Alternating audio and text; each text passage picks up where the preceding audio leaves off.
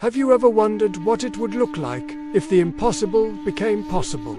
These weren't just magic tricks or illusions. Each miracle was a powerful sign, a glimpse into the heart of God and the nature of His kingdom. Imagine being in the crowd when Jesus took just 5 loaves of bread and 2 fish and fed over 5,000 people. It wasn't just about satisfying hunger, it was a demonstration that with God, there is always more than enough. He is the ultimate provider, capable of turning scarcity into abundance.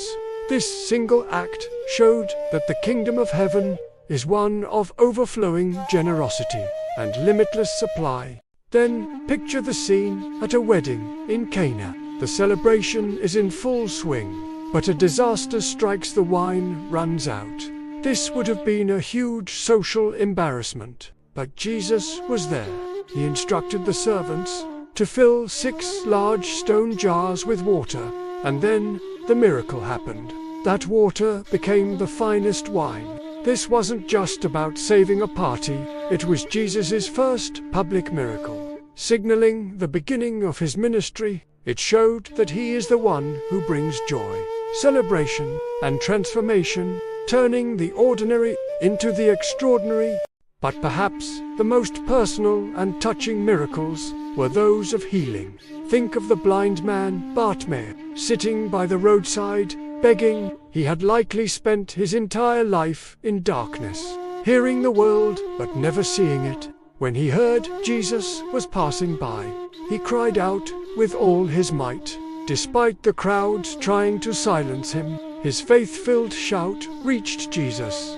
Jesus stopped and asked him, "What do you want me to do for you?" "I want to see," he replied, and in an instant, his world was flooded with light. This wasn't just about restoring physical sight, it was about showing that Jesus sees the individual, hears the desperate cry, and has the power to bring light into our deepest darkness. He restores not just our bodies, but our hope.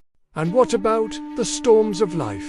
The disciples, many of them seasoned fishermen, were caught in a terrifying storm on the Sea of Galilee. The waves were crashing over their boat, and they were convinced they were going to drown. Meanwhile, Jesus was asleep.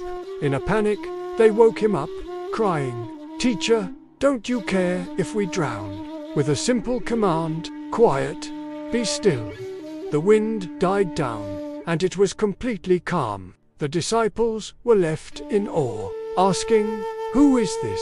Even the wind and the waves obey him." This miracle shows us that Jesus has authority over the chaos of our lives. The storms we face, whether they are financial, relational, or emotional, are all subject to His command. He is our peace during the storm. Finally, the most powerful miracle of all, raising the dead. When his dear friend Lazarus fell ill and died, Jesus arrived 4 days later. Lazarus' sister, Martha, said, "Lord, if you had been here, my brother would not have died." Standing before the tomb, Jesus wept, sharing in their grief. Then, with a loud voice, He commanded, "Lazarus, come out." And the man who had been dead for 4 days walked out of the tomb, alive and well. This was the ultimate sign. It proved that Jesus has power over life and death itself.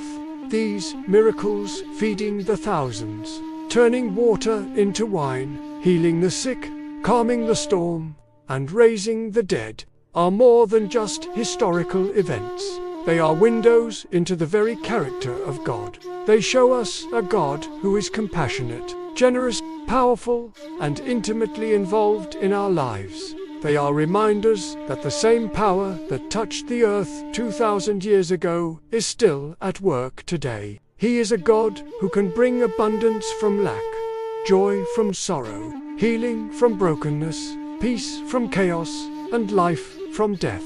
These moments when heaven touched earth were not just for the people back then. They are a message of hope for all of us, for all time.